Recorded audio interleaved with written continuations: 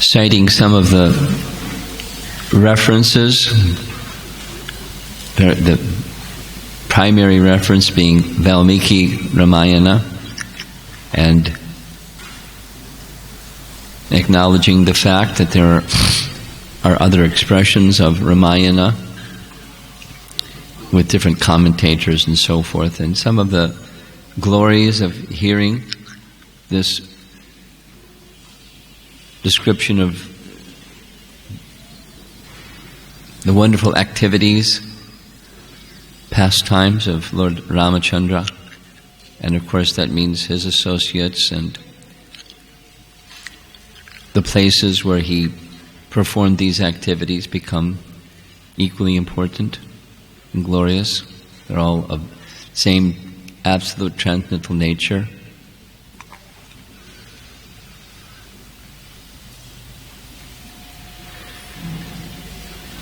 So this morning we'll begin just covering a few topics, as you see from your schedule, but I wanted to spend some time now at the very beginning of our yatra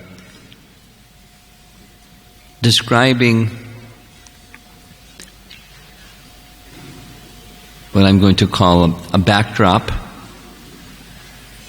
or the setting, the important themes that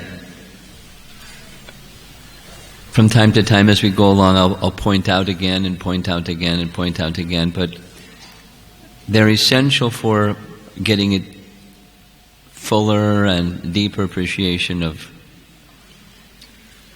who is Lord Ramacandra and the pastimes of Lord Ramacandra. Think of deity worship, and when you have a deity,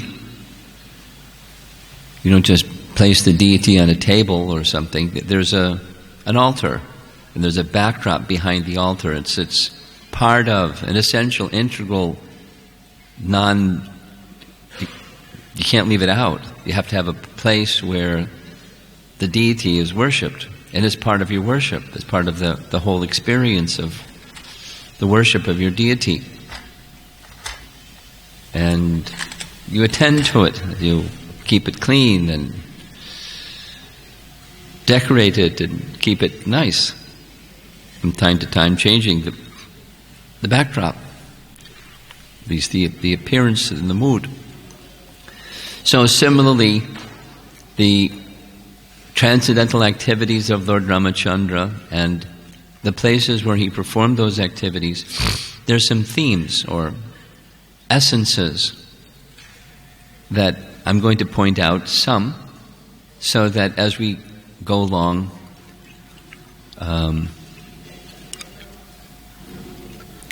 we'll have a more complete appreciation.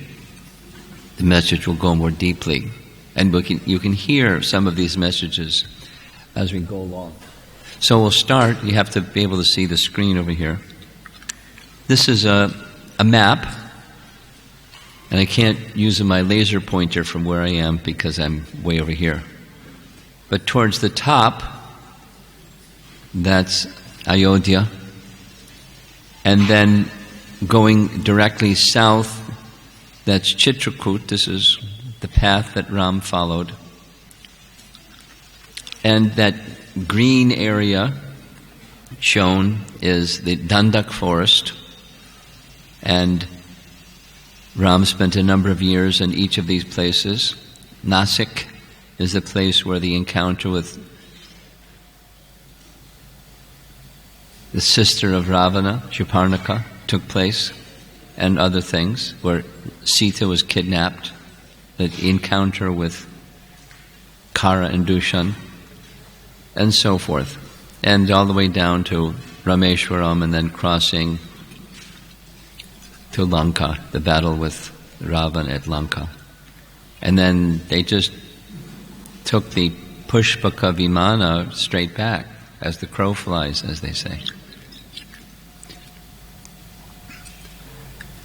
Here's some beautiful images of some of the places that we'll either be visiting or we'll see, not necessarily we'll see from this angle of the cameraman, but Ayodhya, the place where Lord Ramacandra took birth and ruled for 11,000 years. The place of Sita's birth, we heard very briefly yesterday about that, while plowing the field for Ayodhya, Sita came out of the earth. This is Janak's palace in the kingdom of Janakapuri or Mithila. The place where Ahalya, the wife of Gautama, was relieved from a curse. And we'll hear about that. We won't go to this place, but one of the places we'll certainly will go to is the river Sarayu. We'll hear the history of how the Sarayu became the Sarayu. And the place when Ram left Ayodhya, when he crossed the Ganga, the place where Guha had his capital, his main place in the forest. And when we go to Chitrakoot, we'll see this area, Ramkund, the place where Lord Ramacandra and Sita would take their bath on a daily basis for a long time, many, many years.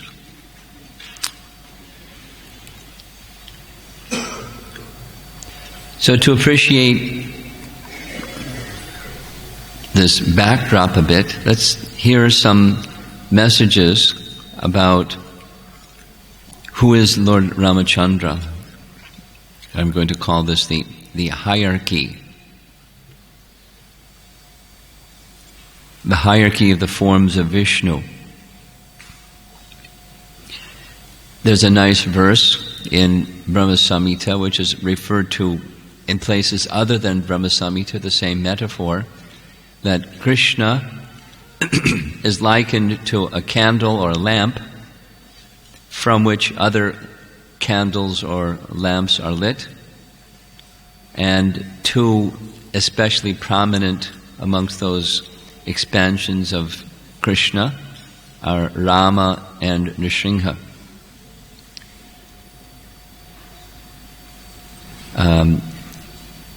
Those of you that know the verse, we can recite the verse together.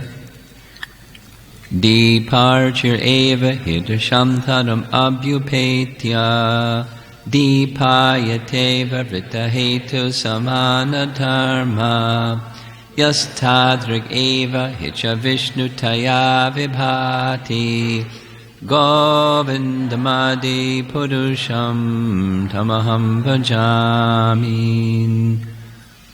And the translation says the same. The light of one candle being communicated to other candles, although it burns separately in them, is the same in quality. I adore the primeval Lord Govinda, who exhibits himself equally in the same mobile manner in his various manifestations. So Krishna is the original candle, and from the original candle or flame, many other candles are lit, but he remains and maintains the position as the original Adi Purusham. And so many, another verse from Brahma Samhita, Ramadi Murtu Shukala Niyamena Tishtan Nanavataram Akarod Bhuvaneshu Kinto Krishna Swayam Samabhavak Paramak Pamanyo Govindamadi Purusham Tamaham Bhajami. This is an earlier verse in the sequence of Brahma Samhita verses, but it's speaking of the relationship, the Nana Avataram, various incarnations, Nana Avatar.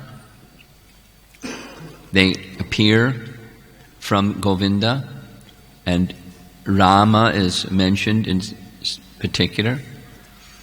I worship Govinda, the primeval Lord, who manifested himself personally as Krishna and the different avatars in the world in the forms of Rama, Nrsimha, Vamana, etc.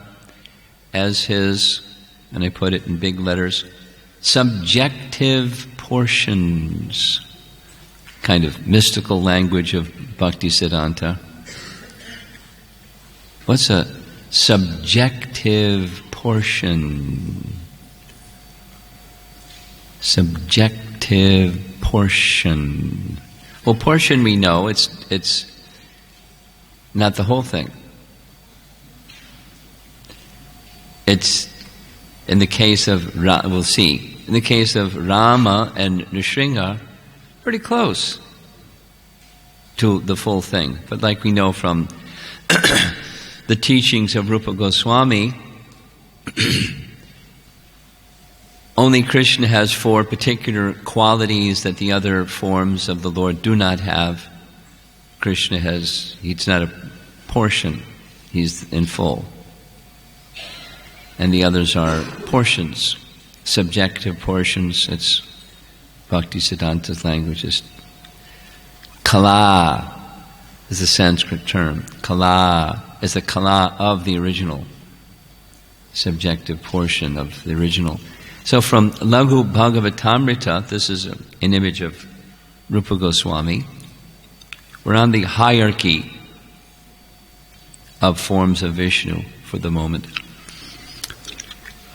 He uses this particular terminology, Sad or Shad Aishvarya Purna avatar. So Narayana has 6 opulences, Shad Aishvarya. Bhagavan has 6 opulences, and Krishna's Bhagavan in full, and Rama and Nrsimha are almost full. They're more full than any of the other forms of the Lord. Here's 2 references from Laghu Bhagavatamrita. Laghu Bhagavatamrita is a book written by Rupa Goswami. The subject matter of the book is the various forms of the Lord and what Scripture says about them. And he has a lot to say about Rama and Nrsimha. Here's one. There's a special position amongst all the avatars, other than Krishna, amongst all the avatars besides Krishna is the original, that's special about Rama and Nrsimha. And they're in this category of Shad Aishvarya Purna. Here's the reference where Rupa Goswami points to a verse from Padma Purana which says the 6 qualities are fully manifested in Nrsimha, Rama, and Krishna. They are considered paravashta, another Sanskrit term to learn. Paravashta. The relation between the other 2, Nrsimha and Rama, and Krishna is like lamps lit from the lamp of full 6 powers manifest in Krishna. So there are 4 qualities that Krishna exhibits that Rama and Nrsimha do not exhibit, but the Aishvarya are there in Purna, in full. And here's another reference, where in Laghu Bhagavatamrita, where this hierarchy of incarnations or avatars is described. And this is just quoting directly from the text of Laghu Bhagavatamrita. Some of the different varieties of avatars are Prabhava incarnations, Vaibhava, and some Paravashta, or Shad Aishvarya Purna avatars. So he's going to go through, and this is in relation to the fullness of opulences, Aishvarya, Shad Aishvarya, in degrees of fullness. So it starts with Avesha. Some incarnations in the Avesha category are the four Kumaras, Narada and Prithu, whereas this Prabhava category, Mohini, Dhanvantari, Hangsha, Vyasa, Datta and Shukla are some of the Prabhava, so it's an increase of potency. The Vaibhava incarnations display a more superior potency than the Prabhava, and some of them are Matsya, Kurma, Naranarayana, Varaha, Hayashirsha, Prishnigarbha, Balabhadra, and Yagya. Now comes Rama and Nrsimha. Even more powerful are the Paravashta avatars, Nrsimha, Ramana, and Krishna, who each exhibit more power than the others.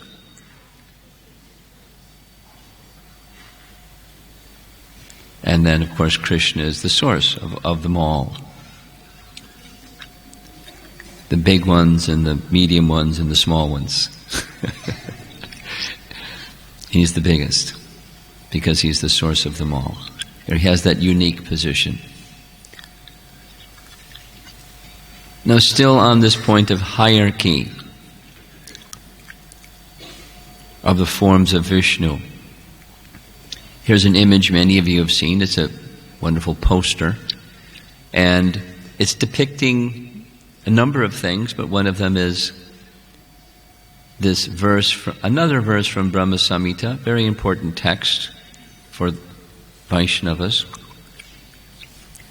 Golokanamni nijadamni talecha tasya Devi maheshu haridama surteshu teshu Te te prabhava vihitascha yena Govindamade purusham tamaham bhajami.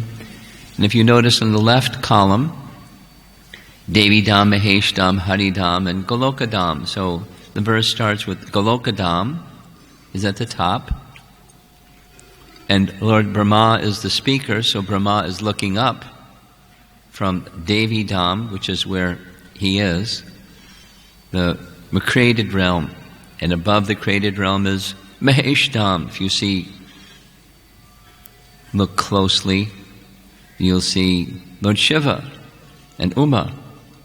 You'll see Mahavishnu there also, because he's lying in the causal ocean, which is outside each of the universes, and we have the bottom one of the universes. So Mahesh Dham is above the universe's platform, Devi Dham realm.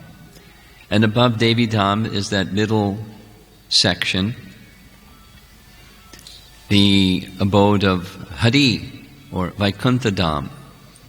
And Vaikuntha Dham, look really closely, you'll see that rectangular shape that's there in the middle. There's this effulgent, glowing little orb towards the top. And I couldn't get a zoom in. You'll see in the next image. That's Ayodhya. So Ayodhya, the abode of Lord Ram, is within the realm of Haridham, but it's at the very top.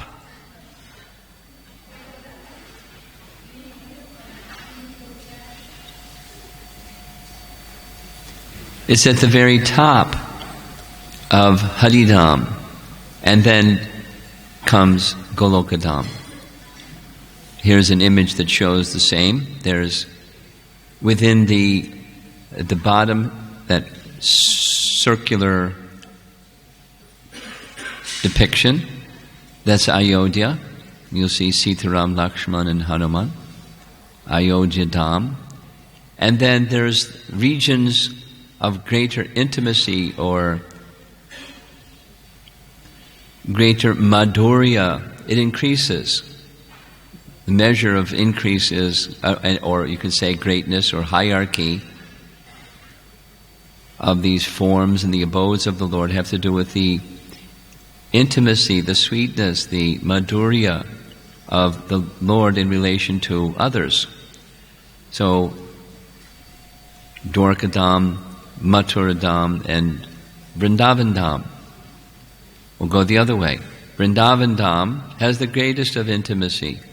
And as Krishna performs his activities in Mathura Dham, it's of less intimacy. And in Dwarkadam, it's more formality and more pomp and splendor and opulence per se, and the appearance of the relationships being more in those terms. And then in Ayodhya, it's more of the opulence and less than in Dwarka, the Madhurya, but going back down in comparison to Vaikuntha realm, there's much, much, much, much, much more Madhurya. So within this Haridham realm, Ayodhya is situated, but it has a greater sweetness or Madhurya, intimacy, like this beautiful painting of Sita and Ram and Lakshman in the forest. And you won't find that in Ayodhya. You won't find Lord Narayana being banned to go to the forest for 14 years and wear tree bark and sleep on the ground. It's Aishvarya all the way. But then in this intimacy,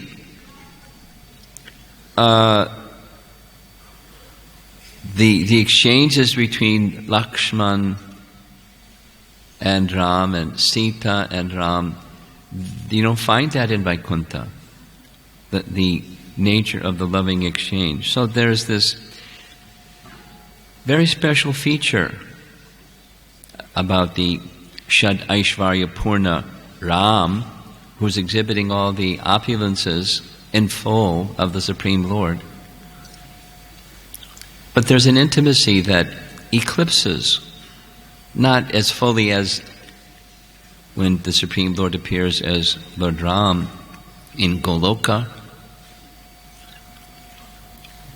the most complete of which is Krishna in Vrindavan. So this is our scriptural-based understanding of the hierarchy. Well, on the one hand, they're the same. They're all Vishnu Tattva. They're in the same category. There's degrees. There's a hierarchy amongst them. And we're hearing, while taking part in this yatra, we're hearing about one who is amongst all the forms of the Lord in Vaikuntha, most intimate, in comparison between Rama and Nrsimha, of these other two. The sweetness of the pastimes of Lord Ramacandra excel. There's a sweetness in the pastimes with Lord Nrsimhadev and Prahlad, just by placing his hand on Prahlad's head. Prahlad says, this is a kind of exchange that even the goddess of fortune hasn't experienced. There's no one else besides you who have done this kindness to me, and so forth. But even more so in Ayodhya, in the pastimes of Ram. And so what we'll hear as we go on, I'm doing this not to have a competition between who's greater, who's in the hierarchy position greater than another. It's so that as we go on hearing, there's impetuses, udipan, there's stimulations for ecstatic love towards Ram. By hearing, the purpose is, in speaking in this way, is so that your love for Ram will be stimulated. And as your love for Ram or the Supreme Lord becomes stimulated, wonderful things happen. All the illusion of Maya fades.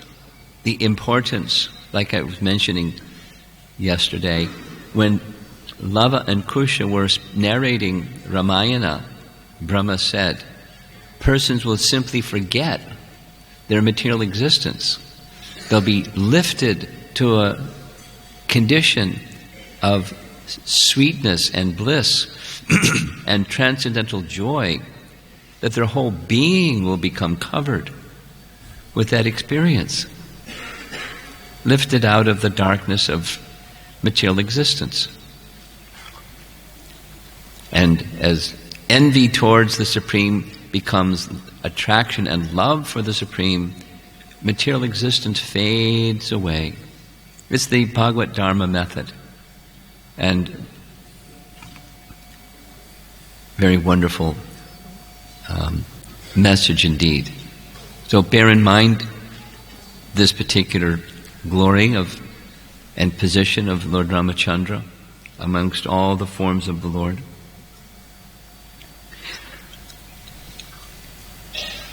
Another is,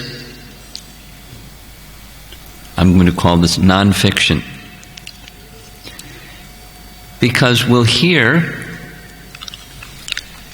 opulences of the Lord and personalities who lived during a different yuga than we live, where in this Kali Yuga everything becomes diminished, and we hear something that's not diminished and we think, oh, how is that possible? It's fiction.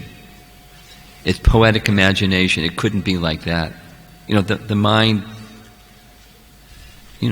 our dear friend, just distorts or minimizes or places the reality that is being disclosed to us, and somehow it doesn't go in.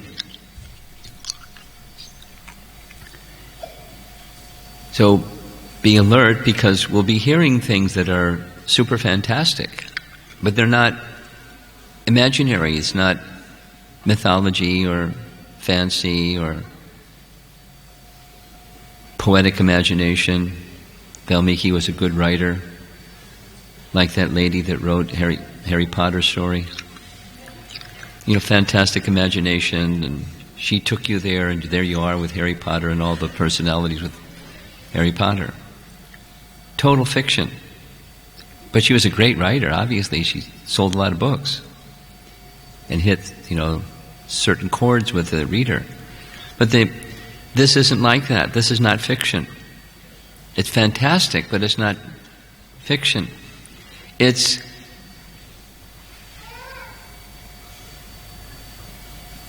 Valmiki was given a benediction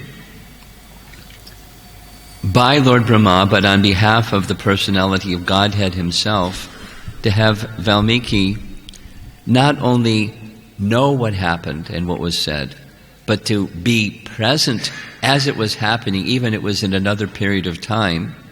But he was being given the power to be there and not only see and hear everything, but get inside the hearts of all the personalities being described and feel their feelings and their mood and their emotion in such detail, and have the power to depict it in sound vibration and sing it in perfect poetic meter. Such an amazing composition. And to transmit that to Lava and Kusha, who, when narrating it to the various audiences that they moved here and there and narrated and sang it with musical accompaniment, it was an experience. People experienced, they felt, they were there, experiencing Ram's leela.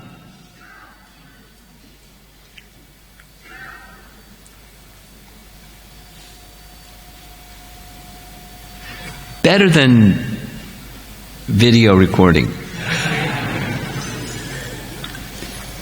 We have the opportunity, because of technology, to see videos of Srila Prabhupada.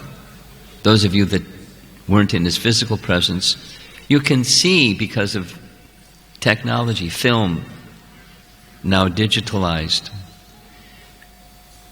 Prabhupada speaking, Prabhupada walking, Prabhupada interacting, room conversations.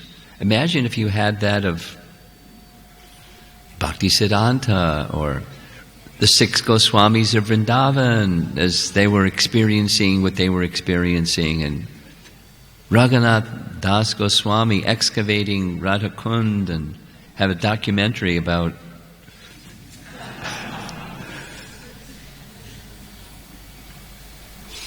this is even better. He experienced the feelings, not knew what they were feeling, kind of mental telepathy. He experienced their feelings. So Valmiki Ramayana stands above all other descriptions. It's the monarch, the king amongst all of the depictions of Ram's pastimes. Others are also authorized, but very, very special.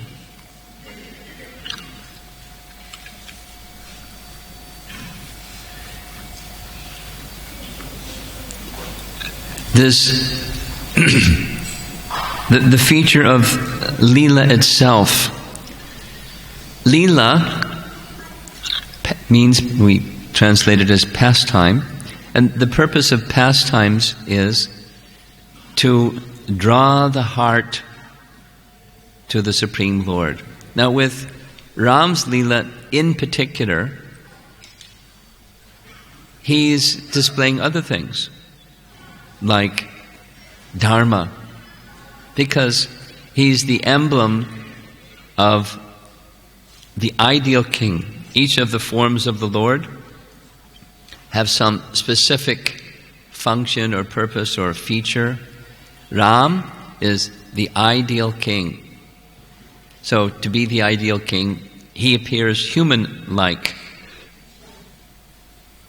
He's not human, but he appears human-like, and the narration weaves back and forth between the worldly Dharma emblem carrier or role model for the world, the ideal disciple. This is leela. Just like Krishna had a spiritual master. We don't find Narayana going to Gurukul and being trained by his spiritual master to become Narayana. But this is a Vaikuntha personality, Ram and Lakshman, who accept the instructions of Vishvamitra Muni. So Vishvamitra Muni has a very special role to play. There's a whole day dedicated to Vishvamitra Muni, because he's a very important player or person in the cast of Ram's Leela, showing, in one sense, how one can go from being a non-devotee to a perfected devotee in different steps and stages. But he has another function, and it's the function of guru. His function is human-like. He's teaching Ram various mantras so that Ram can not become hungry and not become tired or fatigued, and always be victorious in whatever he tries to do. And he gives him mantras to release various weapons, 100 different weapons. We'll hear the detail, Vishvamitra Muni detail, so that Ram can perform his pastime of killing Ravana. Now Ram doesn't need anything. He doesn't need a guru, but he's teaching the world we need a guru. So Vishvamitra is one of those gurus, a very prominent one indeed. And they're performing their role of instructing us how to have proper regard for guru. Even he gives Mission Impossible. The answer is yes. Because my father instructed me to carry out whatever you say without question. So the answer is yes.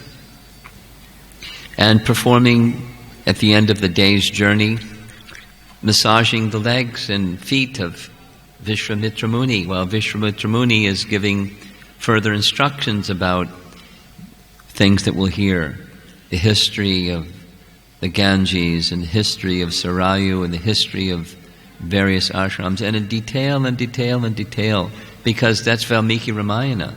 It's so much detail about the personality of Godhead and things that he learns from Vishwamitra Muni.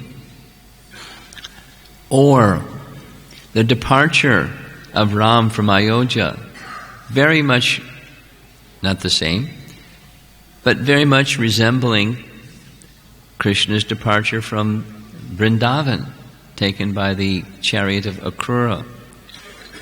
And here it's Sumitra at the head of the chariot, and behind the chariot there you see Dasaratha, and you see the three principal queens of Dasaratha, and the mood of the residents of Ayodhya not wanting Ram to leave.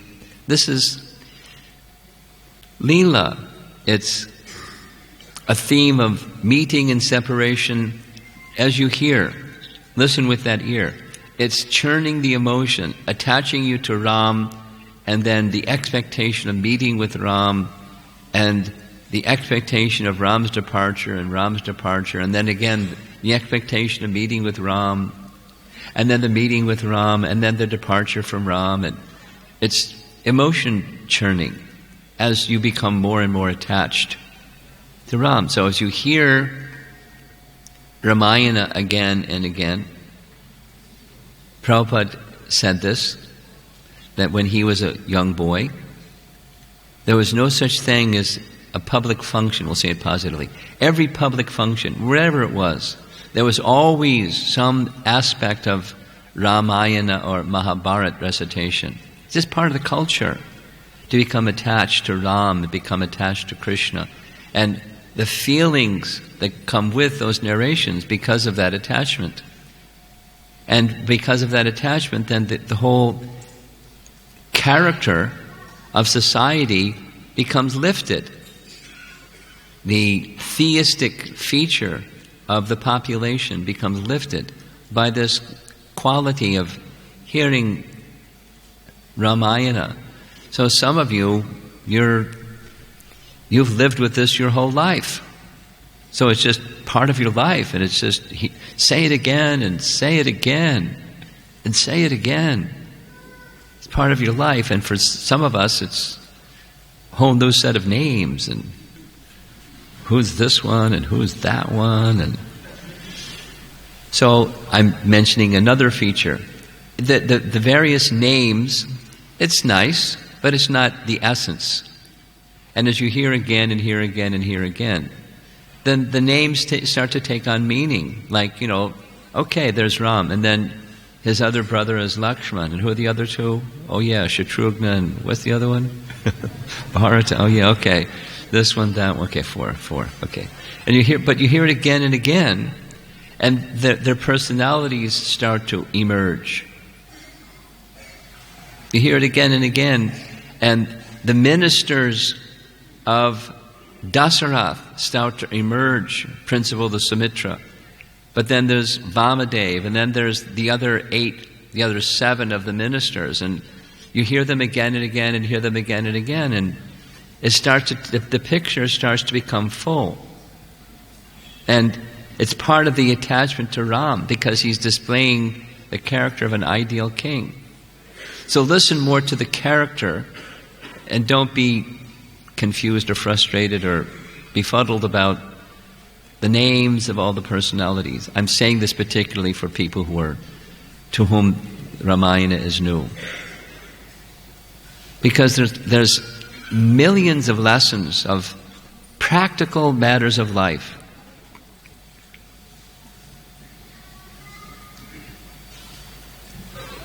And the practical matters of life, the most important thing that matters is attachment to the Supreme Lord. And then there's other things that matter. That's, duties. And how do you decide what to do and not to do? Well, there's these, so this is another theme, and I'll illustrate it. There's the sense of duty, and there's the sense of love. Prabhupada said, they're not on the same platform. Bhaktivinoda Thakur said, they're not on the same platform. They're both part of the life of a devotee. And the essence of a devotee is to become attached to the Supreme Lord. So there's this feature of what we're going to hear that's more on the head side. Duty. What is right and what is wrong? What is to be done, what is not to be done? And there's ample illustration of that. But there is also the heart side, where decisions are made, actions are taken because of the strong condition of heart. And there's many, many, many, but one of the outstanding ones I'll just mention. Maybe a couple of them.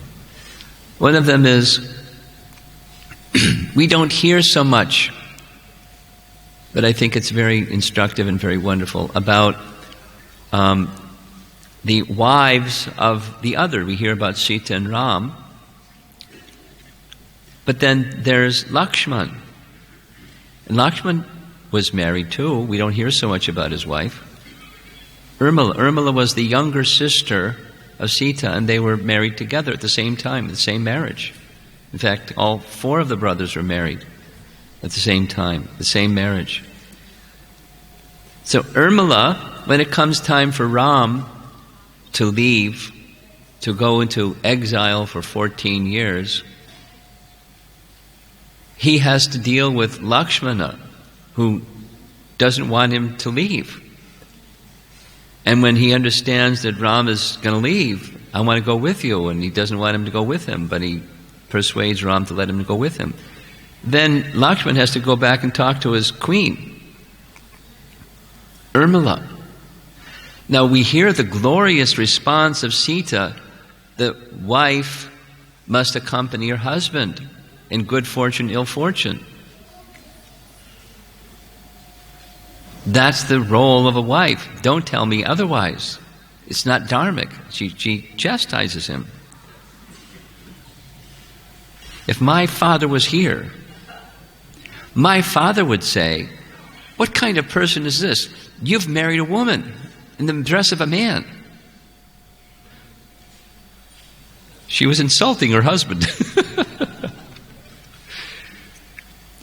I'm going with you. Don't give me this non-dharma thing. I'm going to go with you. Please sit down. Whoever's children are running around like this, please stop it.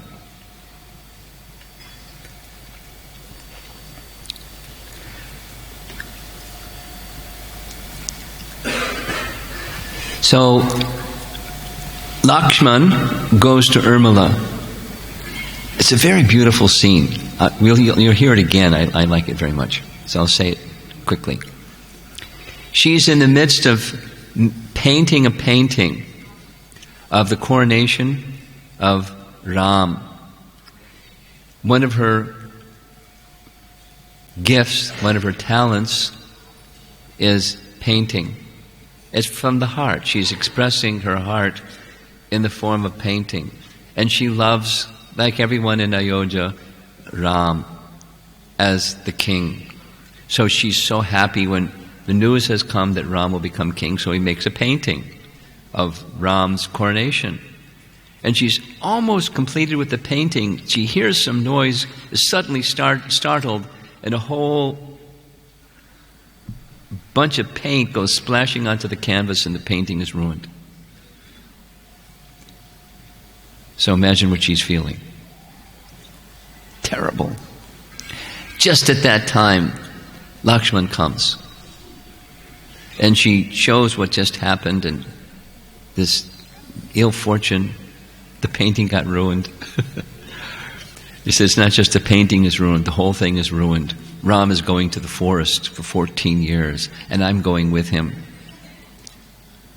Now, she could have said what Sita said, speaking on the side of duty as well as the side of heart. But her husband has a mood. And the mood of her husband is dedicated service to Ram. So she reasons, although I want to go with you too, if I was going with you, you'd be distracted from your service to Ram in the forest.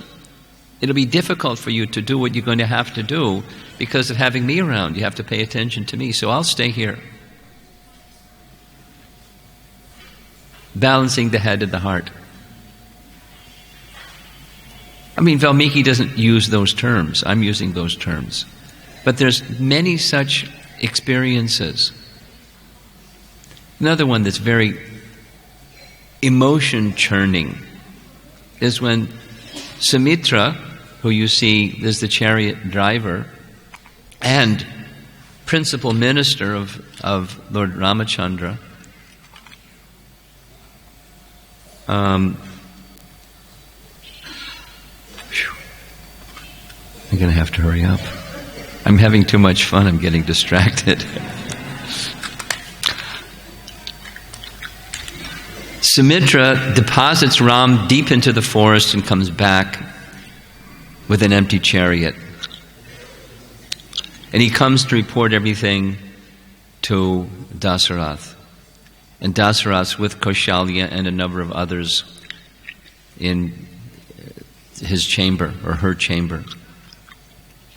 And when Dasaratha directly asks, say what were Ram's last words when you departed. Describe the whole situation.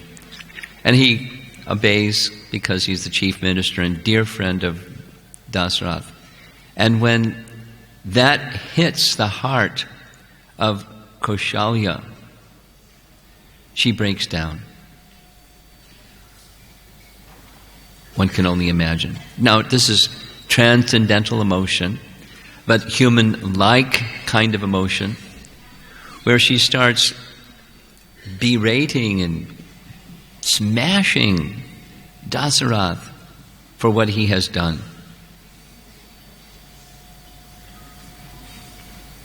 And Dasaratha moans and cries and says, please be kind upon me.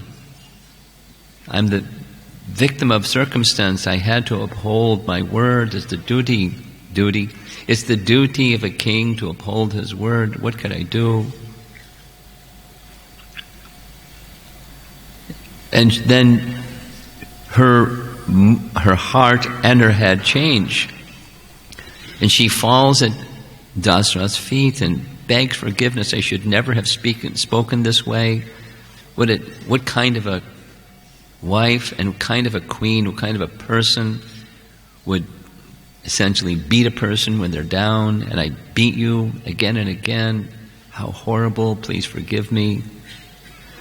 She's moved between her affection for her son and her affection for her husband, the duty of a queen, the duty of a mother, and it's very difficult. And these are not people like us. These are perfected beings. But they're displaying the characteristics that look human-like, but they're giving us inspiration and guidance. Where ultimately should our attachment go? The head has to be guided by the heart, and the heart has to be guided by the head. We have to act within the codes of Dharma.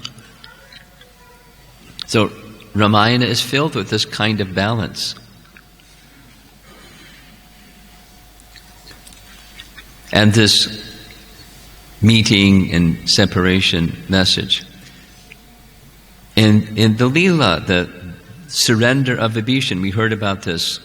This is now just still under the topic of the role of leela within what we're going to be hearing.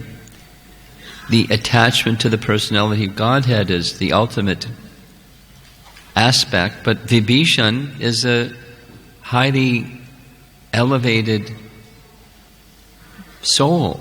So he knows when he comes before Ram, he doesn't just come before Ram. He's hovering in the air. He has this power to do so.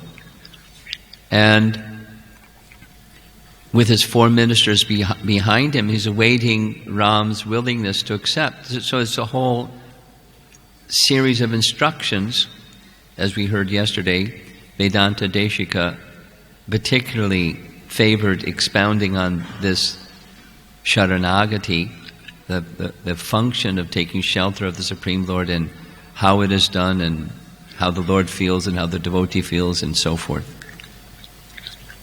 There's instruction in Dharma, and there's instruction also in the attachment to the Supreme Lord, the ultimate fulfillment.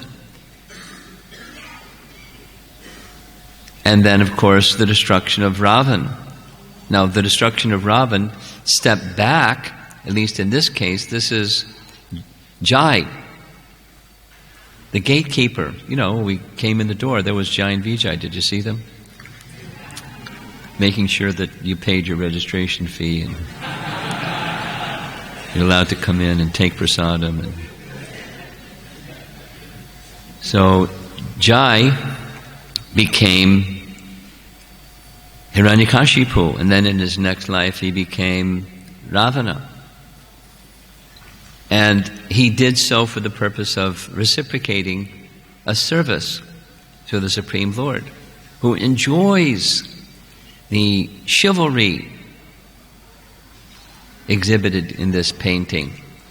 And along with him, the Vanaras, and we'll hear some more about how the Vanaras had these are demigods who produced children under the instruction of Brahma to do so, in such a way they would not violate the vow that Brahma gave, promise, benediction that Brahma gave to Ravan, but then they could also participate and show another glory of Lord Ramacandra, that he accepts service from anyone regardless of their position, socio-economic, birth, language, culture, caste, color, creed, anyone. Monkeys and bears and squirrels and you name it. Everyone's eligible. Just have devotion to Ram. So there are these lessons throughout the whole of our time together. Listen, see the deity on the altar with his backdrop. These are lessons that are part of what's being passed on to us. Lessons of life. Lessons that we can guide our life by. Now we're going to touch upon this more later because I've already spoken too much. But we have to be careful when we apply these lessons under the guidance of a knowledgeable Vaishnava guide in our spiritual lives, because this is a different yuga. And the emphasis during that different yuga is different because of it's a different yuga. Their principles are quite similar, and how to apply those principles, we need some discrimination, which means we need some proper guidance, how to apply these principles in our lives.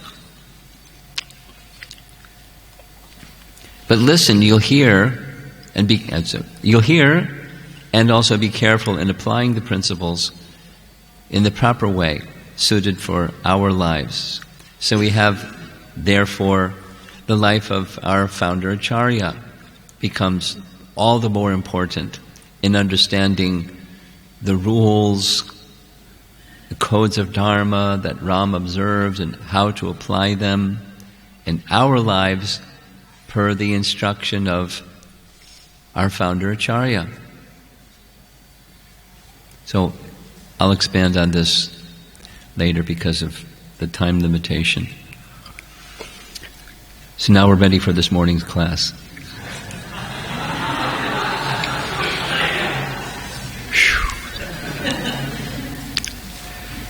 We have a lot of material to cover. I think I'm going to go over time. People in the kitchen should know that's going to go over time.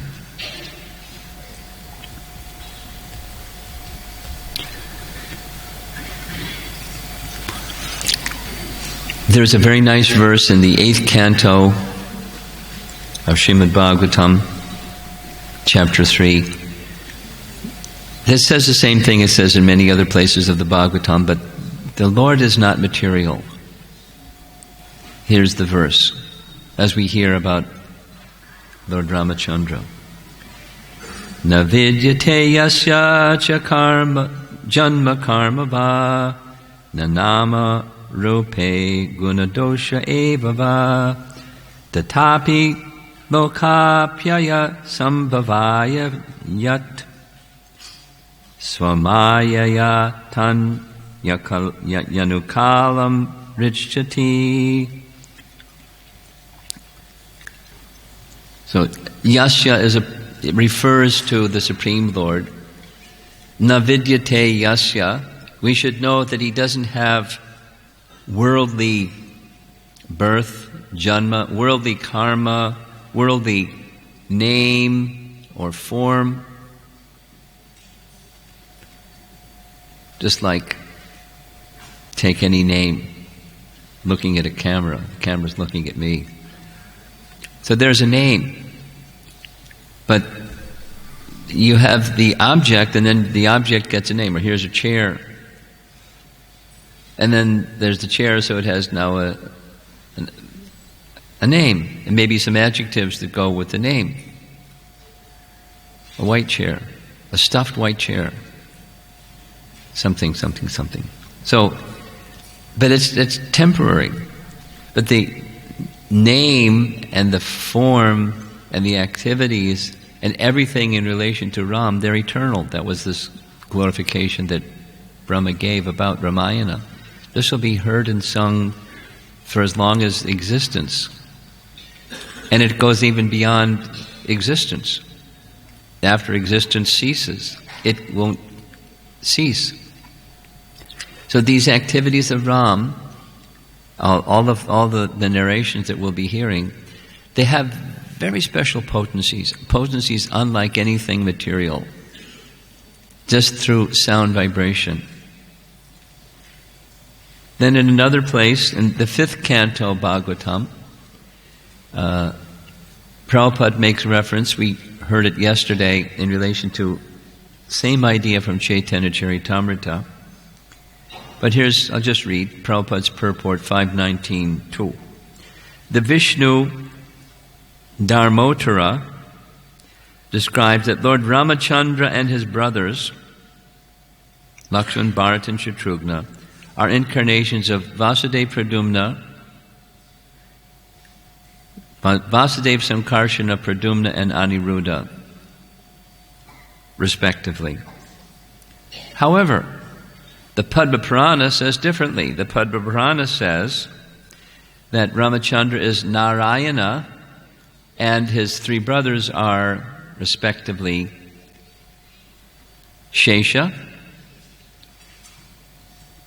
and his Chakra and his Conch, Shankha. So those are 2 different descriptions. Baladev Vidyabhusan solves the problem.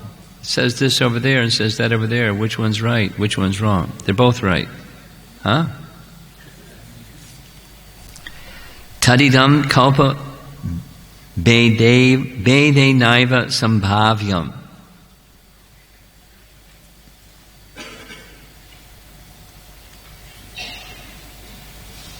There it is.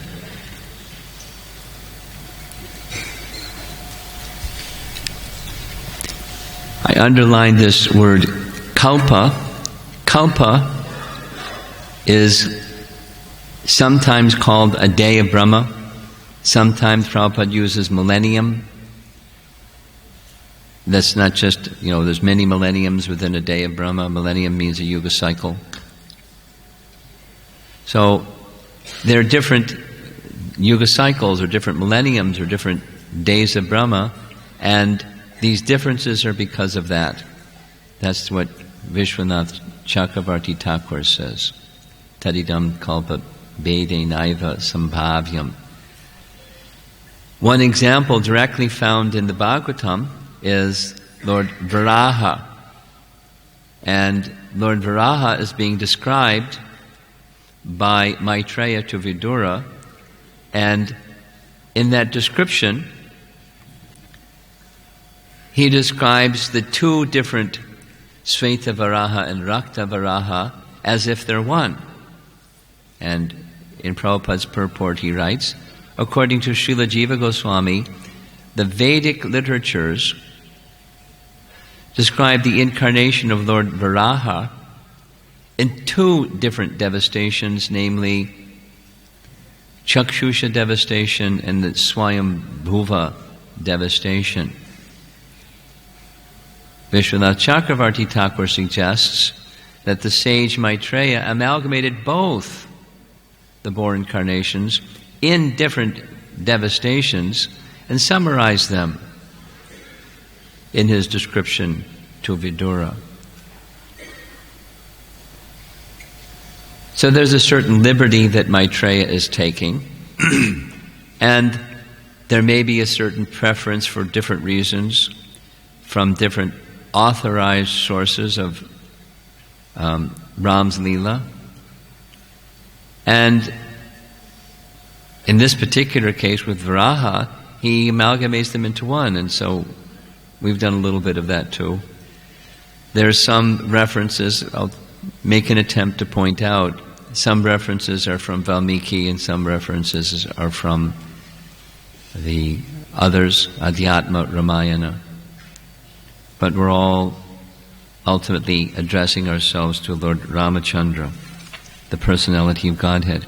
So in the Valmiki Ramayana, it begins with Lava and Kusha narrating Ramayana to the residents of Ayodhya. Because after being instructed, taught and trained carefully by Valmiki, they went out, and in different places they were narrating and singing Ramayana. And in one particular occasion, Bharata heard one of those narrations, and he was so enlivened, he went back and told Ram, we have to bring them here. At that time it wasn't known that they were the sons of Ram. They're just two illustrious sages. And when Ram saw them, he said, they have markings like Kshatriyas, but they have a spirit like Brahmanas, most illustrious sages. And so they're reciting the Ramayana in the court of Ram. Ram, because he's the king, this is now after he's come back, so many years after he's come back, because now Lava and Kusha are young men. So he's seated on his throne, and he wants to hear, and he's so attracted that he wants to sit in the audience. This is the heart. He wants to sit in the audience with everybody else. But everybody else isn't going to feel comfortable if he's sitting with them.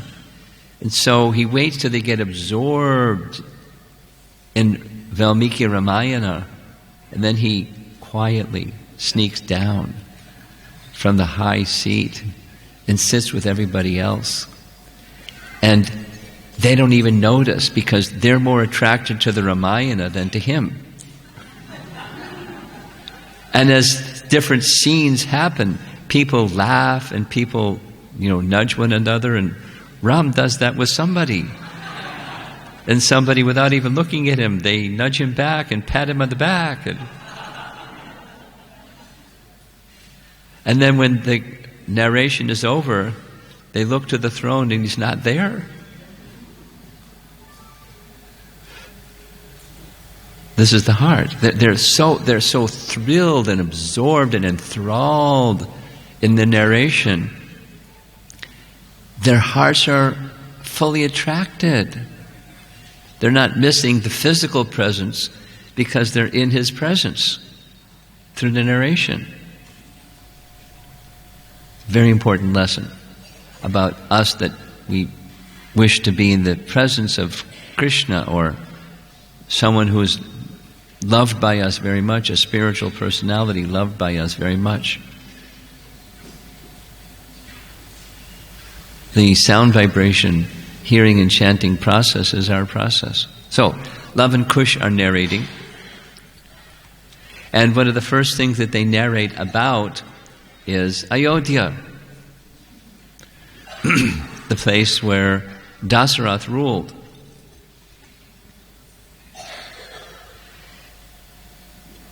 The description of their narration goes, they say, we too will recite from the beginning in its entirety, omitting nothing, this whole beautiful description. And the beautiful description is a description of the descendants of Lord Brahma, the Lord of all creatures, and those to whom this whole earth first belonged. Among them was Sagara. Just a little sound bite, it's just the detail comes later. But Sagara, who caused the ocean to be dug and had 60,000 sons to form his entourage when he went abroad. So we're going to narrate this in full, and one has to hear with great attention and with great faith, and without anusuyataha, without envy, without unnecessary objection. So it's okay, just like in Bhagavad Gita. Arjuna wants to know, you said this, but then you said that, could you explain? So seeking clarification is one thing, and unnecessary objection or faithlessness, enviousness of the Supreme Lord is another thing. So it's indicating that the mood and manner for proper oral reception. So now they describe Ayodhya. And Ayodhya has its history. It was first constructed by Vivasvata Manu. Now Vivasvata Manu rules all of mankind, but he personally created it, designed it, built it, constructed it. Later, of course, other kings developed it. But then he entrusted that capital city, Ayodhya, to Ikshvaku. And Ikshvaku was the first ruler. And in the line of Ikshvaku was continued generation after generation to the present time when Dasaratha was ruling. This kingdom, the capital was Ayodhya, but the kingdom was the kingdom of Koshala. And the description of the kingdom of Koshala is as you saw on the map. It goes all the way from Tibet to the Godavari in South India. It was a huge kingdom. Now, India today doesn't go all the way to Tibet, but it's in effect a tract of land that was the whole of India. And of course, that was his kingdom, and his kingdom, he was the ruler of the world. He was the ruler of the world. Now, this is describing the capital, Ayodhya. Ayodhya was really big. The measure is given in yojanas, and 1 yojana equals different multipliers, but commonly it's 8 miles. So most of you are, I think, accustomed to kilometers. I don't know how to transfer to kilometers. But the diameter was 96 miles. So think of some city where you reside. Somebody resides in Hyderabad, and somebody resides in Indore, and somebody resides in Beijing, and somebody resides in St. Louis, and 96 miles and 12 miles tall. That was it. It wasn't like just a circular place. 96 by 12 miles.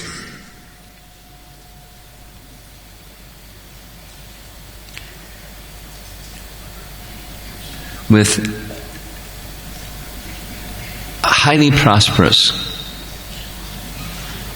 on the bank of the Sarayu River, rich of wealth and grain, well-ordered avenues. Careful city planning was done by Manu to build the city.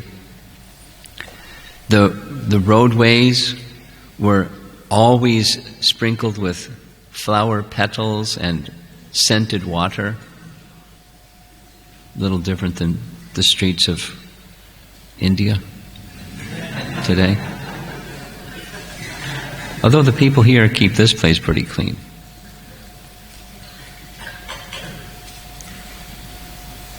There were gateways and arches, the marketplaces. It was an abundant place for trade and commerce, people of all different activities, but they're well-ordered presentations and interiors.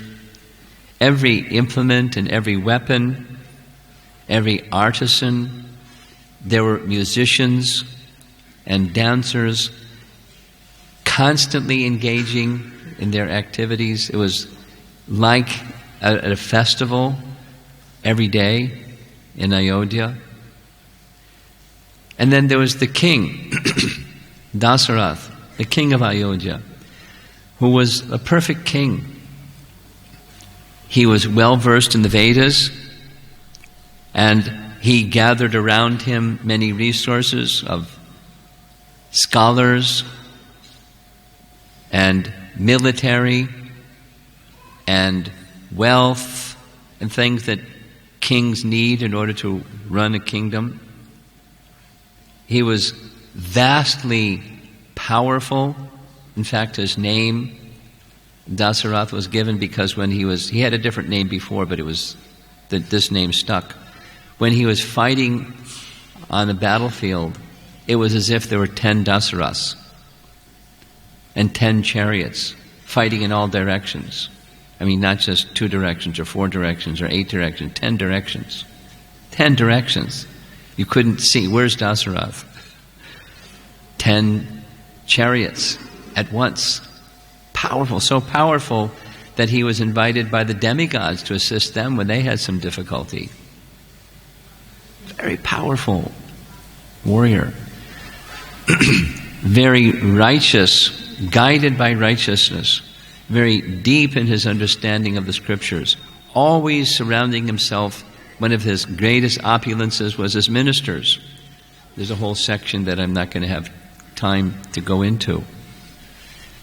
Just like there's 4 brothers, there's 8 ministers. And Sumantra was the chief minister who everyone looked up to. And then the 7 ministers each had a particular role and function. And they all worked together and they guided the kingdom. So Dasaratha didn't have to be running around. He had this infrastructure of ministers that took care of everything, and they were all expert.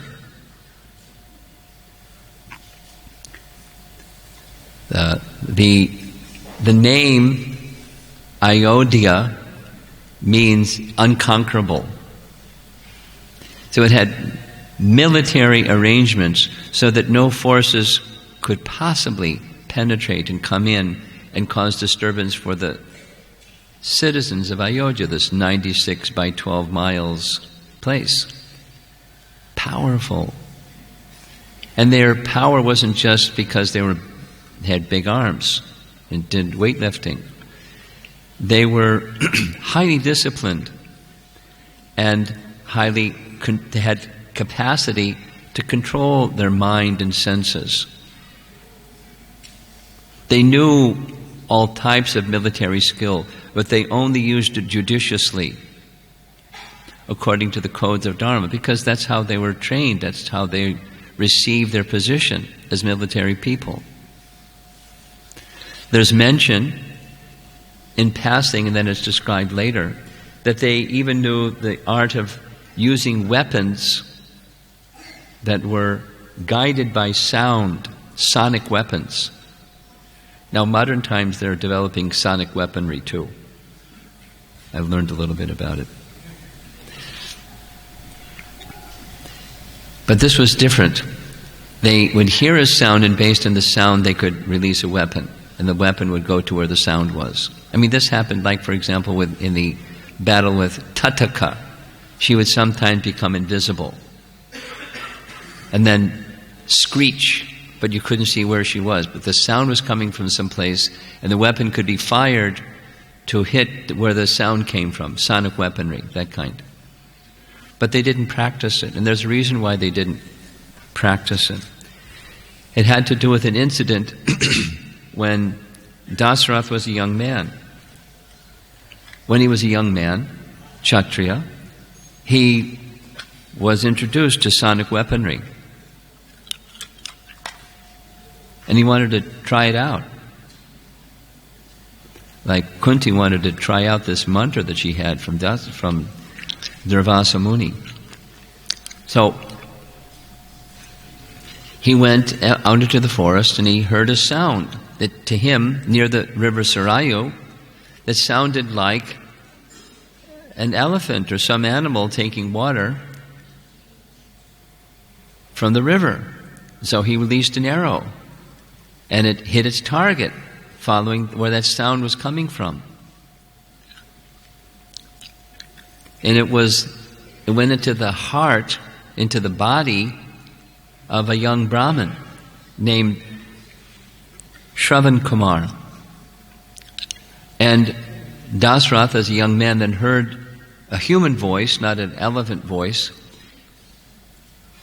wailing and crying and calling out in pain. So Dasaratha, his heart dropped. And he ran quickly to the scene and saw this young Brahmin with some pitchers of water, with an arrow, his arrow, stuck in his body. Now I have to be conscious of time. So the story can be narrated in great, great, great detail, but this young man asked, "Why did you shoot me? I'm a Brahmin. You're the killer of a Brahmin. Why did you do this sinful act?" And Dasaratha was smashed. "I was trying my sonic weaponry, and I thought you were an elephant, and I couldn't see the target, and so I released the weapon."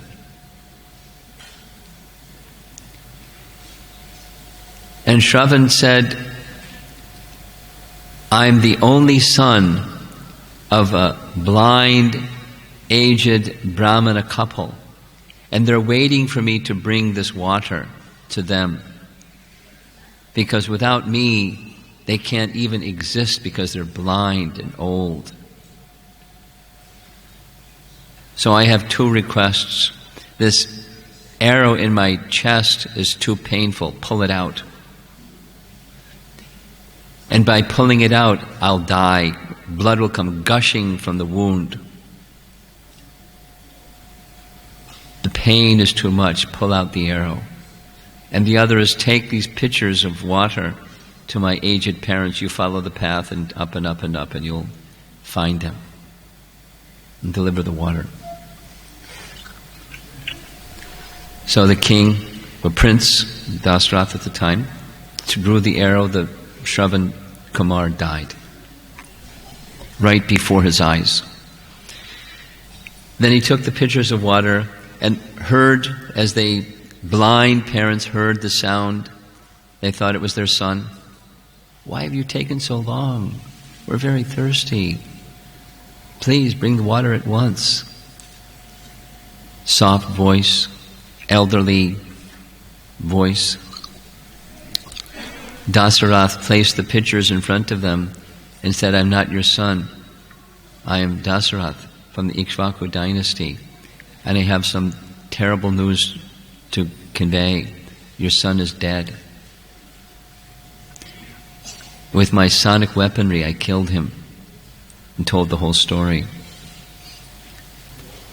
And they then said, the husband said, because of this sin of killing a Brahmana, your sinful reaction would have been so much greater had you not come to us and confessed the sin and come to take care of us.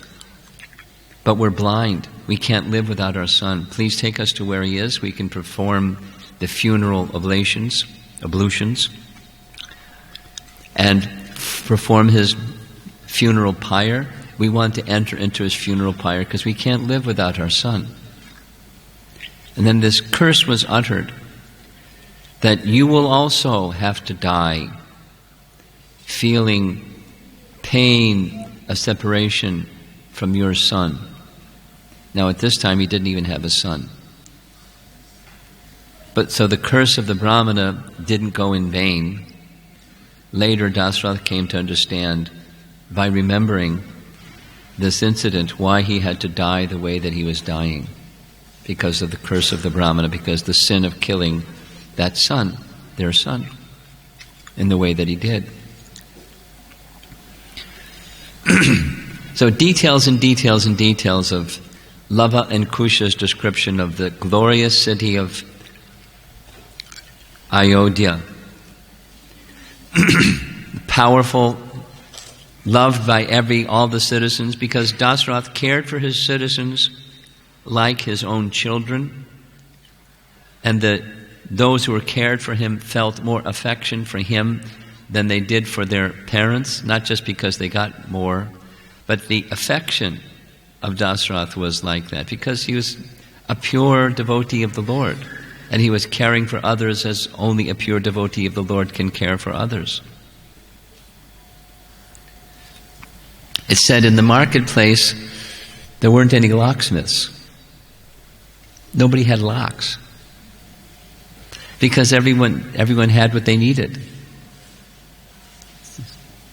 So it's not a successful occupation in Ayodhya to sell locks.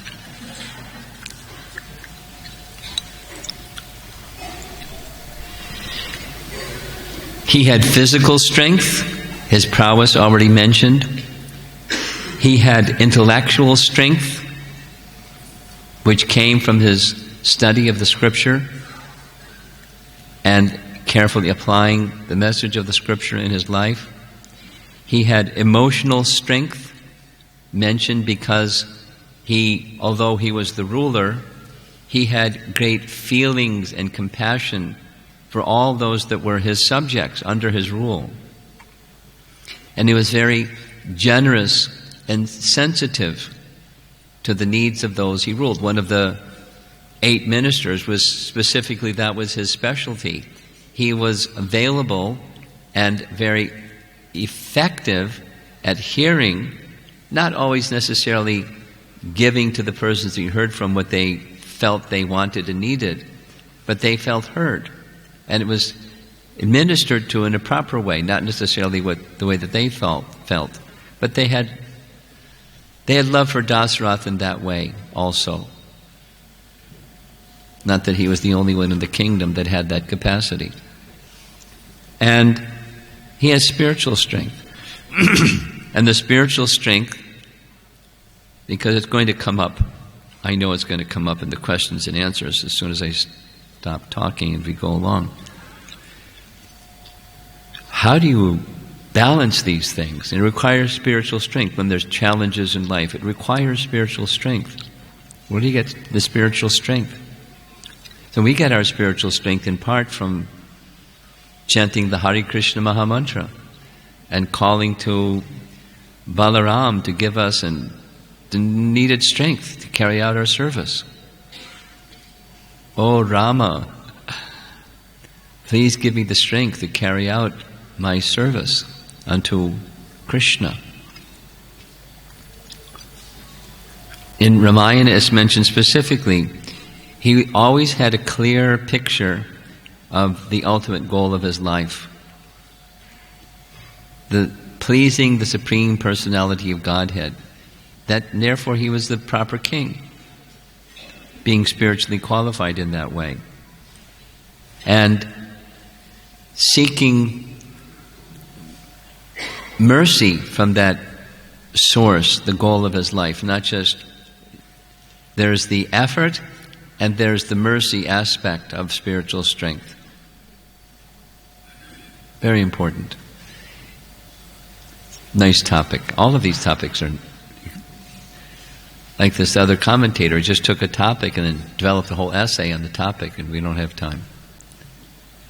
But it's an essence message. He had all these capacities of a qualified king. Within Ayodhya there was a system of harvesting rainwater, because at the time there was a rainy season. And when the rainy season was abundant, water would be gathered and water would be stored in a certain manner so that it would be available not only for the rest of the year, but even in other years when there was less rain than a particular year. Ayodhya had that function. But during the 60,000 years of Dasaratha's rule, there was a period of time for 10 years there was no rain. And in the 11th year, it started, the supply of harvested rainwater ran out and people were in great difficulty. No crops, no rain, no crops, nothing to eat, very difficult. So Dasaratha consulted his excellent astrologer and asked, why is this? And the astrologer told him that Shani, or Saturn, was glaring in a certain way over Ayodhya so that there was no rain. So what did Dasaratha do? He got on his chariot and went to confront, in a pretty mystical chariot. He could travel wherever he wanted to go. He went and confronted Saturn. Saturn saw him coming and he glared at him, and Dasaratha started falling and falling and falling and falling and falling, including his whole chariot. This is all described in Padma Purana. As the chariot was falling, Jatayu, huge bird, saw Dasaratha and his chariot and horses falling, and he caught him, spread his giant, just one of his wings was enough to hold him. So Dasaratha didn't die. And Jatayu got fired up and said, let's go back and confront him. So he went back again, and Saturn thought, wow, I like his determination. So I'll turn my glance a different direction. No battle took place.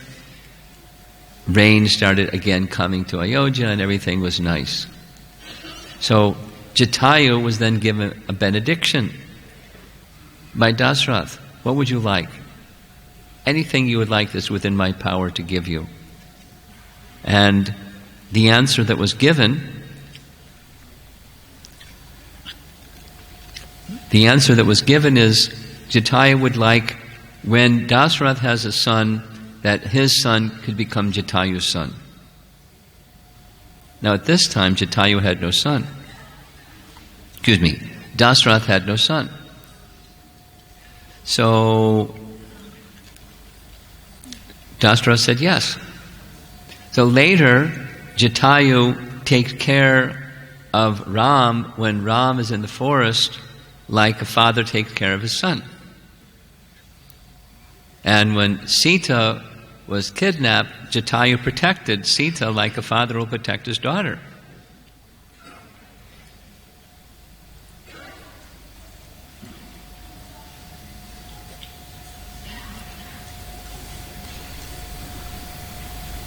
But there was a problem.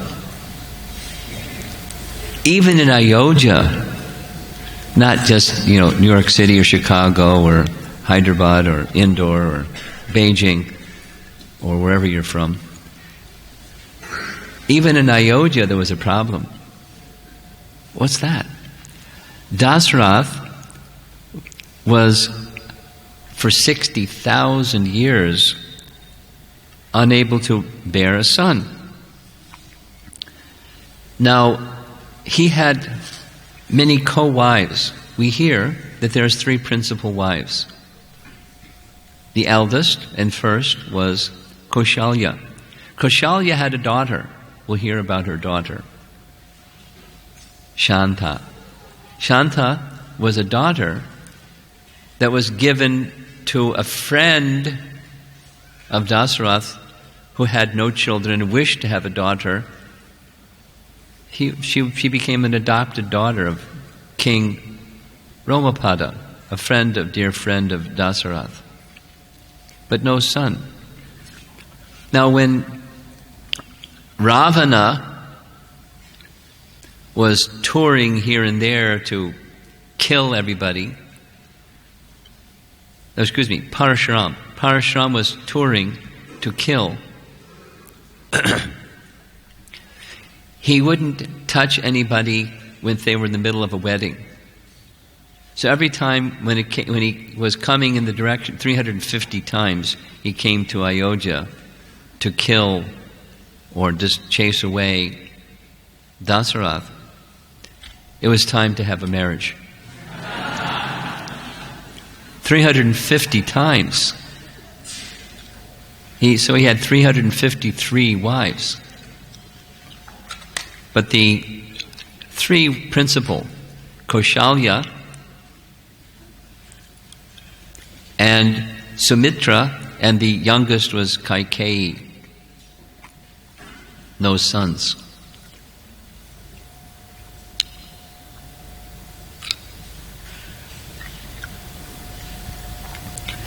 So he was very, very concerned. And in the course of that concern, he shared with his ministers, as part of my essential part of my duty, I've carried out all my duties and I'm very dutiful, but there's no son. So I'd like to suggest that my ministers and brahmanas in the kingdom, arrange for an Ashvamedha Yajna whereby I may have a son. Because this Ashvamedha Yajna specifically is to permit the person to become free from sin, because if one becomes free from sin, that may take away the obstacle of no children. So the ministers came forward, particularly Vashishta said, very, very good. Let us commence the arrangements. Sumitra, the chief of his ministers, privately requested a discussion with Dasaratha and explained a very elaborate story of something that he had heard, a Puranic narration given by Sanat Kumar in a previous yuga, Satya Yuga. So this is Sumitra speaking to Dasaratha saying, long, long ago, the great sage Kashyapa, who was one of the direct sons of Lord Rama and the Prajapati, had the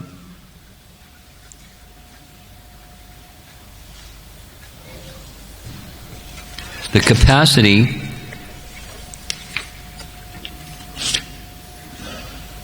to produce offspring directly from his mind. So one day when Kashyapa was meditating upon the sun, in his mind came the idea of a personality, and boop, the personality manifested, named Vibhandaka. Vibhandaka was born from the mind of Kashyapa, who was born from the mind of Brahma. And as soon as he was born, Vibhandaka went to the forest, somewhere in Madhya Pradesh, a place called Chambal Valley. And Vibhandaka was performing very extreme austerities. And this news of the extreme austerities of Vibhandaka, somebody sent Indra a text message. And he checked his cell phone and said, "Oh, look at this text message." he heard that Vibhandaka was performing this ugra tapasya, very severe austerity in Chambal Valley. So he sent one of his ministers to go find out what was that austerity, what was all this about. The minister came back and reported, very severe austerity. Such a severe austerity, he's become so powerful that if he becomes angry, he could incinerate the whole universe. If he wanted anything he wants, he's become so powerful. So Indra got a little nervous, like he sometimes does. Maybe he's thinking he'll become so powerful, he'd take over my position as Indra. So the minister said, you can't check him, it's too powerful. But there's one suggestion. You get a very, very qualified female to go and attract his attention, and maybe he'll get distracted. He thought that was a good idea, but he couldn't find anyone qualified in the heavenly kingdom, so he went to Lord Brahma and Brahmaloka and told Lord Brahma his problema. And said, you have a lady from this realm that's highly austere and highly qualified. And so Brahma agreed. Her name was Harsha because she was always smiling. So Harsha agreed, but said, I don't, with my qualification, I can understand. Vibhandaka doesn't have any material attraction at all. There's no way that by my features I can attract him. But there is one way, by demonstrating and displaying spiritual quality, by chanting of mantras and those types of things. I can try. But it's risking my life. If he becomes angry, he could just burn me to ashes and it's over. But Brahma has asked me, I'm at your service, I'll go. So she went. And when she arrived at Chambal Valley, Kashyapa was just finishing taking his morning bath.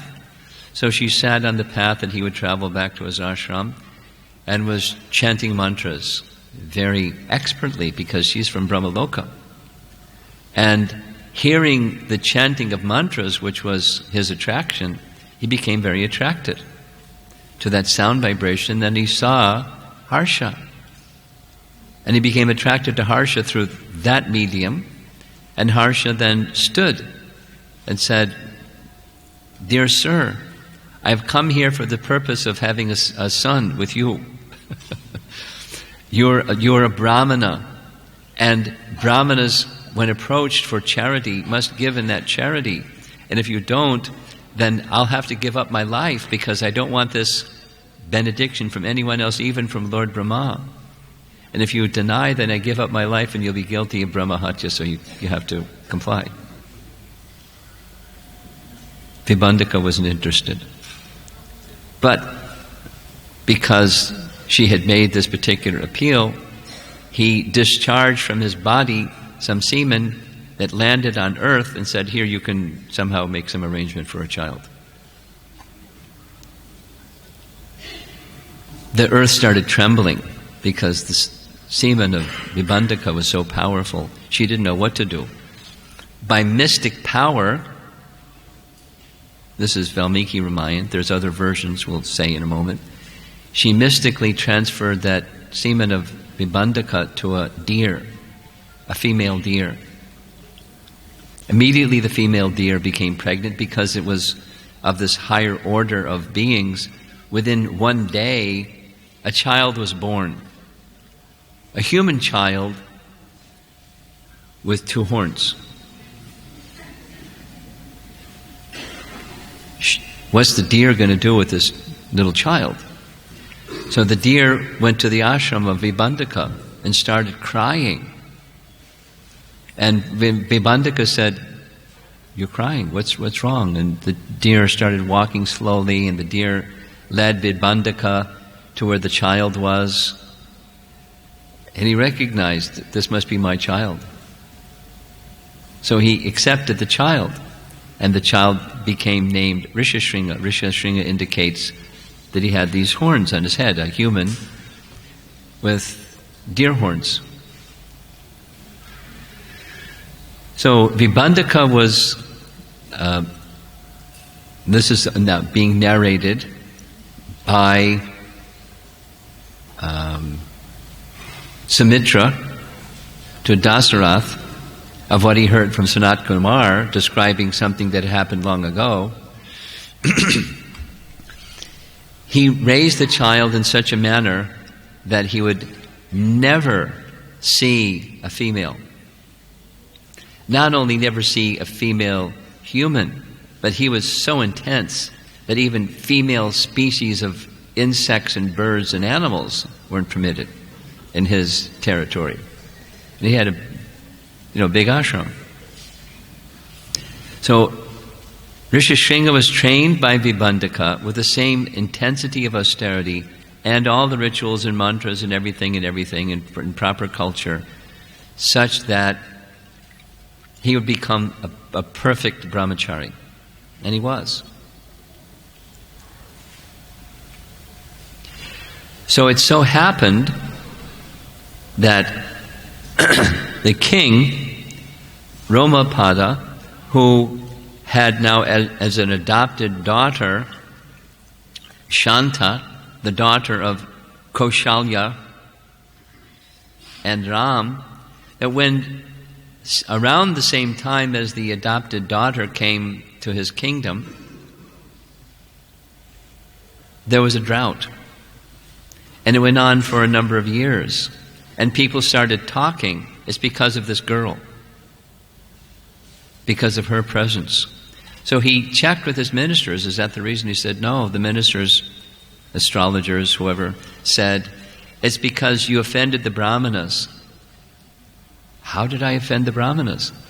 That there was some performance of yajna, and you had promised to give to the Brahmanas charity. And to one of the Brahmanas, you promised a bag of diamonds. And when you were arranging to give this bag of diamonds to the Brahmana, you saw there was one very special diamond, very valuable diamond. And you removed that valuable diamond from the bag and put a bigger diamond that was less valuable in the bag and gave the bag to the Brahmana. But because the Brahmana was so qualified, just by touching the bag, he can understand. You stole a diamond from this bag. You cheated a Brahmana. You're a Brahmana cheater. You're a liar. And we're not going to perform any more yajnas in your kingdom. We're going on a Brahmana strike. And they left his kingdom. So, this is Dwapara Yuga, where the Yuga Dharma is performance of yajna. No brahmanas, no yajnas. No yajnas, no rain. No rain, no grain. It was a very serious condition. So the king consulted his ministers, now knowing what the problem was, how to deal with the problem. The cause and now the cure. The cure was, if you bring a saintly person who is perfectly sinless and perfectly pure, as soon as that saintly person touches the kingdom soil, immediately rain will come. I said, who is that? And they said, Rishishringa. Who said, ministers, please make the arrangement for Rishishringa to come. They said, whoa, we can't do that. Why not? Vibhandaka would destroy anybody that tries to take his son, because his son is not permitted to go anywhere. We'd be finished. And so would you.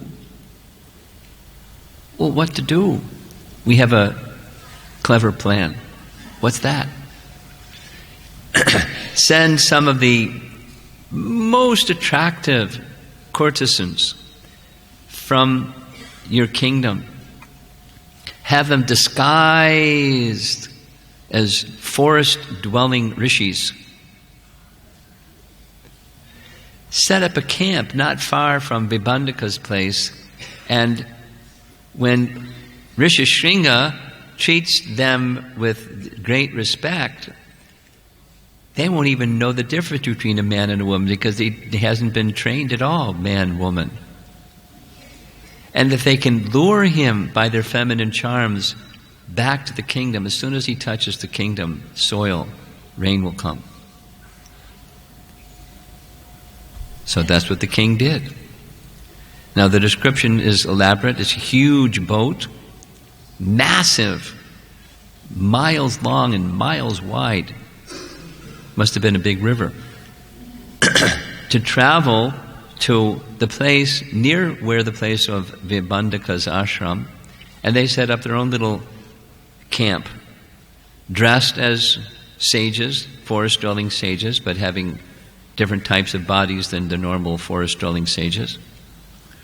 And one day, when Rishishringa was out to gather items for the yajna and roots and wild edibles, he came across the place where the ladies were.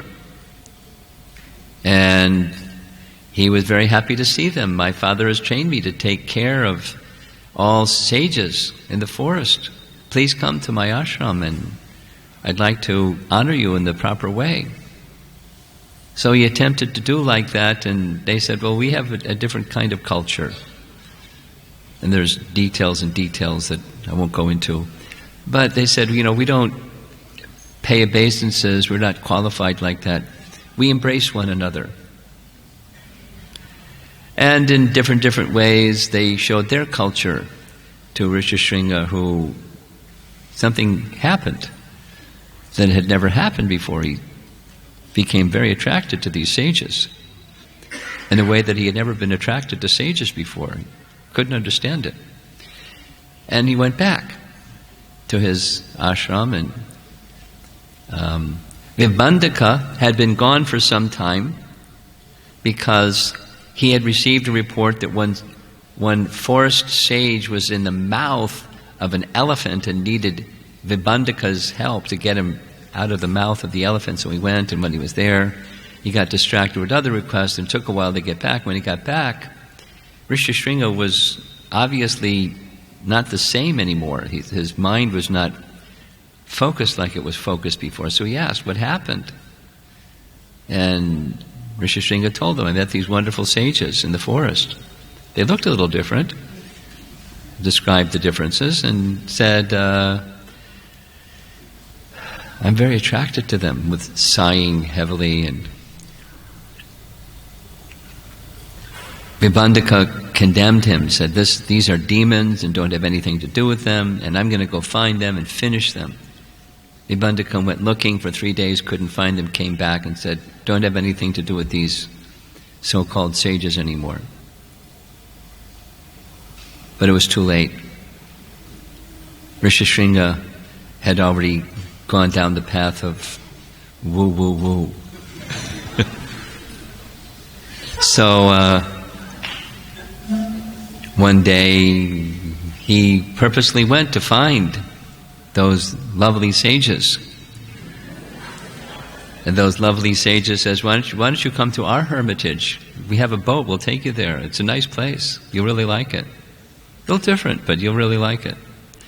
So he was attracted and he went with them, and as soon as he reached the soil of the kingdom of Romapada, just by touching the land, as was said by his ministers, immediately rain came. Indra was very pleased. The rains came. He was forgiven. The offense to the Brahmanas had been overcome by a purified Brahmana coming to his kingdom in this way. And the Brahmanas then came back and started performing yajnas, and everything was nice. Except, there's always a problem, except the king knew that when Vibhandaka comes to see that his son is no longer in his ashram, he's going to get really angry. And when Vibhandaka gets very angry, watch out. So he made a plan. What was his plan? He suggested to Rishishringa that he marry his daughter, Shanta. So he agreed. So Shanta became the prince. because Romapada didn't have a son, but he had a daughter, and the prince married, and he became the next king. So when Vibhandaka came very angry to the king's, Romapada's kingdom, place by place he saw herds of cows, and the cowherds said, "We're the property of Rishishringa. We're the property of Rishishringa, and all these cows are the property of Rishishringa. We're in his service." Then he realized, he's now become the king. So if I do any harm to anyone else, then I'm harming the interests of my son, and it's irreligious, and so they defeated me. So he accepted that his son has now become married to the daughter of King Romapada. Again, this is Sanat Kumar narrating this in a previous yuga, before it even happened. And then Sumitra said, the best part of the story is this. Sanat Kumar said, in the future, this dear friend of King Romapada will be Dasaratha, and Dasaratha will be in the line of Ikshvaku, and Ikshvaku will not have sons, but Rishishringa will come to the kingdom of Romapada, the kingdom of Dasaratha, the Koshala kingdom, and Rishishringa will make a sacrifice whereby the king will have sons. So what you suggested to the ministers earlier today, after all this narration, now you understand it's right in keeping with what Sanat Kumar said. Go at once to your dear friend, King Romapada. Request that your daughter and her husband, Rishishringa, come here and perform the yajna. Dasaratha went. He spent a number of days, and then disclosed the purpose of his visit. Please send your son-in-law with my daughter to my kingdom so he can perform this yajna so I can have a son. In fact, it was told he would have 4 sons. So Rishishringa came, and now it's already 9 o'clock. There's details and details and details. The Ashvamedha Yajna was performed, details and details and details. And following the Ashvamedha Yajna, that also has its details, Rishishringa said this Ashvamedha Yajna is to make you free from sin, and then Putra Kameshti Yajna was to perform to have a son. So we performed the Putra Kameshti Yajna. Vashishta was there to assist in making all the arrangements. While they were having the second yajna, the celestials, there are different versions, the celestials came to take their share of the offerings from the yajna, and they explained to Brahma, you've made a problem for us, demigods, that you've given these benedictions to Ravana, which you'll hear about later, benedictions, so we can't defeat him. And he's a terrorist. We can't defeat him, and he's terrorizing the whole universe. We're to protect the universe, and he's terrorizing the universe. And you did it, so you have to find a solution. Please. So the solution was Lord Vishnu. Because when I gave my benedictions, he was so proud that he explicitly and deliberately left out human beings. So within human society, Lord Vishnu should appear. Lord Vishnu pledged, I will soon appear. There's details. I will soon appear in this sacrifice and expand myself into 4 and appear as 4 sons of Dasaratha. And together we will defeat and destroy Ravana. I will do that. So be peaceful. So during the Putra Kameshti Yajna, a messenger from Vaikuntha appeared in very beautiful form with details and details, had a golden pot, entrusted the golden pot to Rishishringa, who then gave it to Dasaratha and said, divide it amongst your queens and they will have sons. And the division was made where Kaikeyi, the eldest queen, received half. Sumitra received half of the other half, and the other half of that half was given to Kaikeyi, and half of that half, and then the other half to Sumitra. So Sumitra had twins,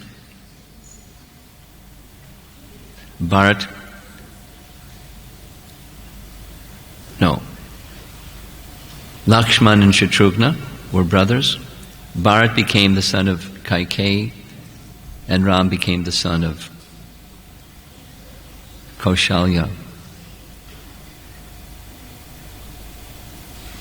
So this is the first part of the narration of the glories of Ayodhya, given by Lava and Kusha, with lots of description that helps us understand the transcendental position of all these personalities that we're going to be hearing more and more about. It's all part of a divine, transcendental arrangement of attracting our hearts to the personality of Godhead, so that our attraction for the temporary can be lifted, and instead attraction for the personality of Godhead. While we live in the world and how to live in the world, the codes of Dharma are given by no better person than the personality of Godhead himself, showing how to live your life in this world according to the codes of Dharma and not swerve, even when there's difficulty.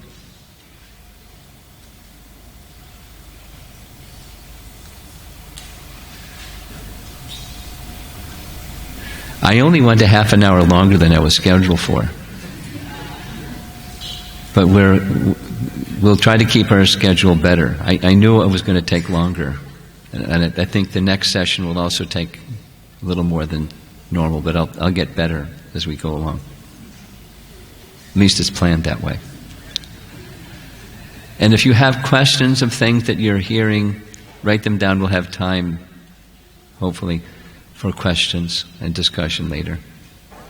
Srila Prabhupada ki, Sri Ramacandra ki, Gaur Premanandi.